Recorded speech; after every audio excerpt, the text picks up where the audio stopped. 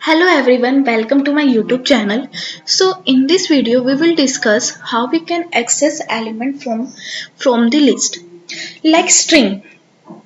Like the string, we are able to access every character from any word or we can say any sentence. Similarly, we can access element from the list.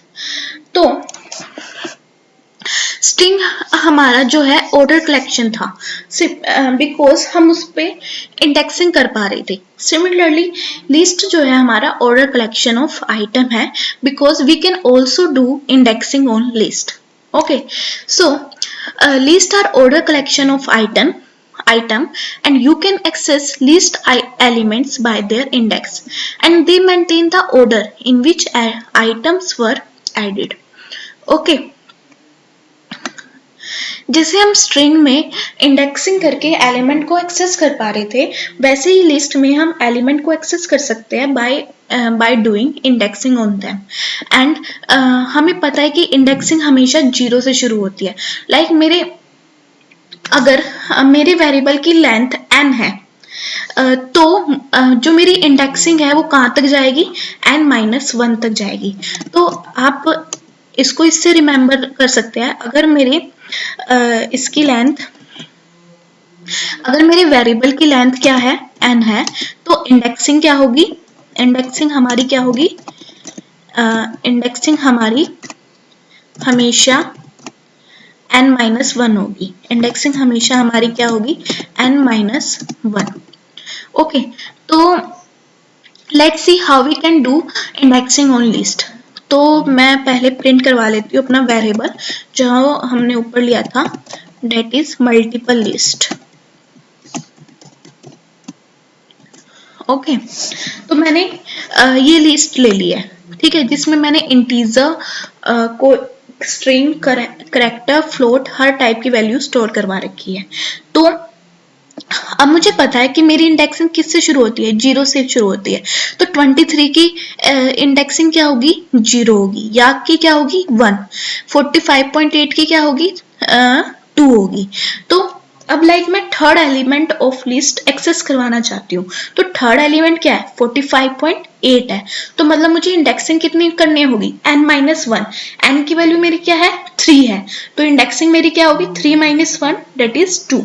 So how we can access third element of list, that is multiple list.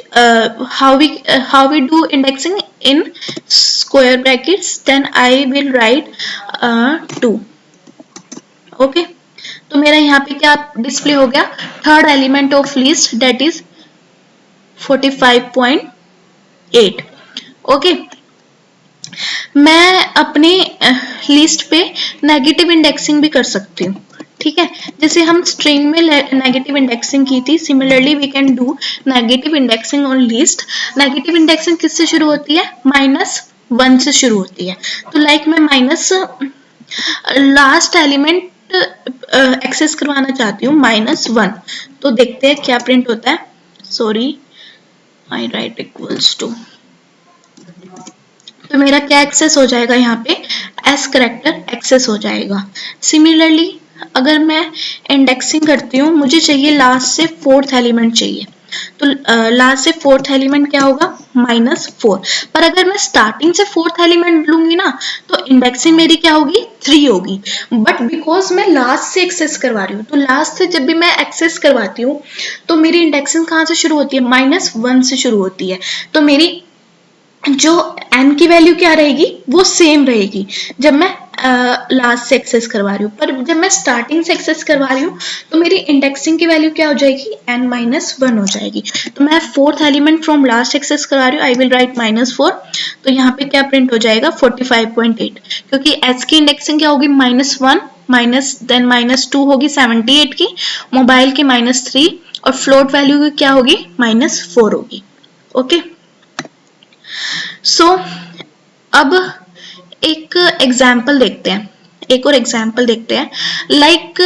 अगर मुझे अपने variable की length ही नहीं पता, मैं ऐसे ही कोई भी रैंडम नंबर उठा लेती हूँ, ठीक है, कि मुझे अपने एलिमेंट से ये वाला एलिमेंट एक्सेस करवाना है.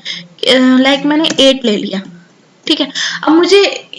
अब हमने ऊपर देखा था कि जो मैंने वेरिएबल मल्टीपल लिस्ट लिया था उसमें 8 एलिमेंट्स नहीं थे, तो इसने क्या शो कर दिया, मुझे एरर शो कर दिया कि हमारा जो इंडेक्स है वो आउट ऑफ रेंज जा रहा है, कि जो हमने मल्टीपल लिस्ट का वेरिएबल बनाया था उसमें उतने एलिमेंट्स नहीं है।